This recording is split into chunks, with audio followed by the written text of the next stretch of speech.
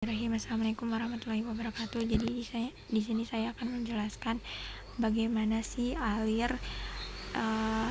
aliran arus, baterai, dan prinsip kerja dari rangkaian water level.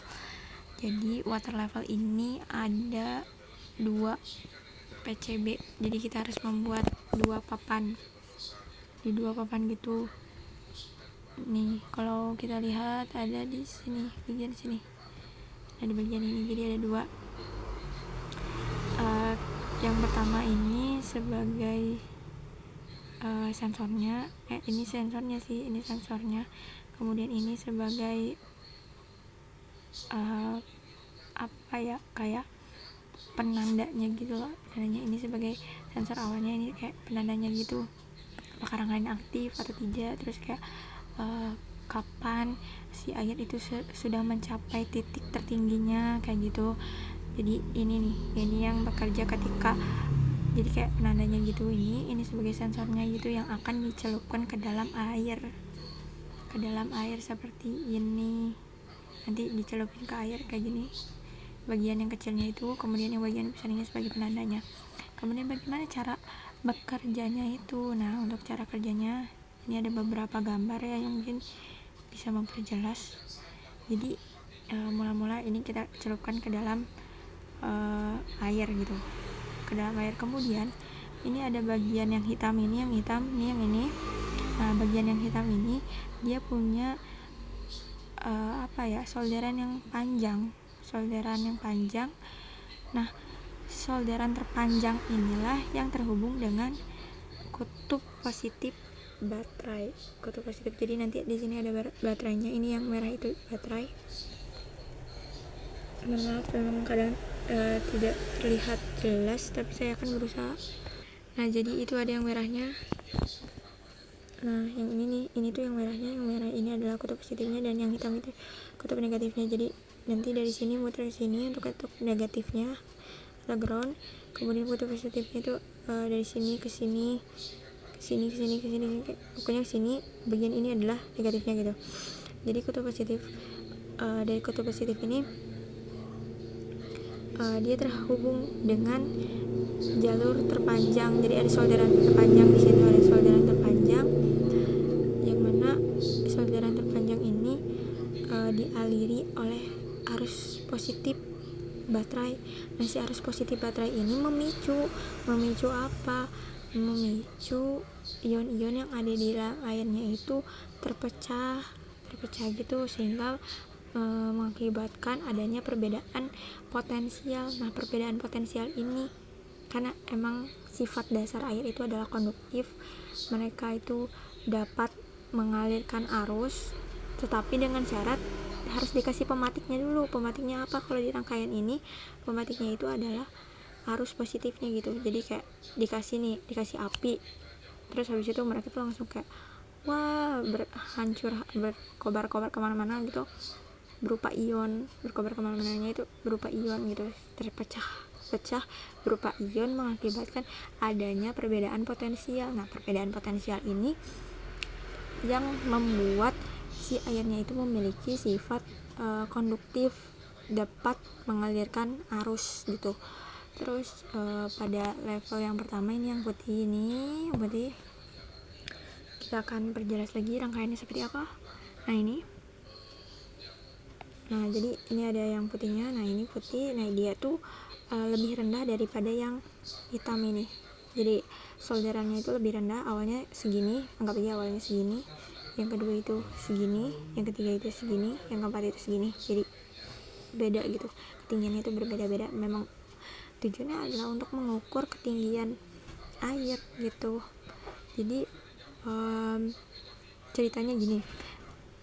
Udah lah ya, kita masuk ke yang level 1. Nah, level 1 ini terhubung dengan, bisa dilihat ini terhubung dengan kaki. Jadi ini ada resistor terhubung dengan kaki kolektornya, terus basisnya itu terhubung ke kabel penghubung terhubung ke solderan yang lebih rendah dari VCC-nya di sini dalam konteks ini. Terus habis itu ketika arusnya ketika ion-ion itu ion-ionnya sudah terbentuk antara positif dan negatif, terjadi perbedaan muatan sehingga akan ada arus yang mengalir ke sini. Arus dari air ini akan mengaktifkan transistor, jadi si transistornya bakal aktif. Memang sifat dasar dari transistor itu seperti itu, dia akan aktif ketika ada pematiknya, bahasanya pematiknya gitu, pematiknya di kaki basis as always. Entah kenapa, nggak tahu sih apakah selalu atau gimana, tapi selama ini saya belajar dia tuh bakal aktif si transistor tuh ketika di kaki basis gitu, ketika di kaki basis atau kaki di tengah-tengahnya gitu.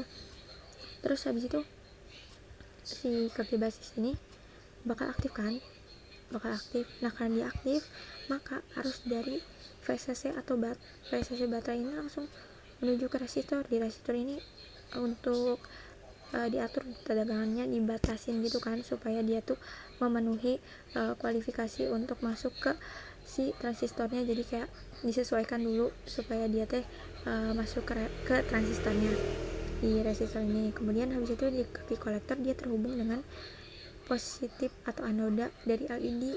Terus negatifnya terhubung dengan negatif dari LED-nya ini terhubung dengan ground, sehingga lampunya dapat menyala. Kemudian begitu pula sama dengan yang kedua, cara kerjanya sama, kayak ada ini nanda ini arus. Ketika kita celupkan lebih dalam lagi, maka akan ada arus yang mengalir ke sini. Si arus ini akan mengaktifkan transistornya, sehingga dari VCC akan masuk ke sini lewat resistor, kemudian kolektor. Seperti tadi sama, ternyata tidak jauh beda. Yang berbeda adalah yang ini. Yang berbeda adalah yang ini. Jadi ini tuh bakal ada arus yang mengalir sama seperti tadi. Nah ini gak begitu jelas karena terlalu mepet ya, mohon maaf. Jadi dia akan terhubung ke transistor di kaki basis di kabel penghubungnya itu. Kemudian bakal aktif aja si transistornya. Ketika aktif, maka akan ada arus dari VCC mengalir menuju transistor dari kolektor ke emitor. Di emitornya ini, kalau yang tadi terhubung dengan LED, di sini enggak. Ya, terhubung dengan LED sih sebenarnya. Tapi sebelum terhubung ke LED itu dia terhubung ke buzzer dulu, buzzer bagian positifnya. Jadi buzzer di kaki positifnya terhubung dengan emitornya, kemudian negatif dari buzzernya ini langsung terhubung ke ground.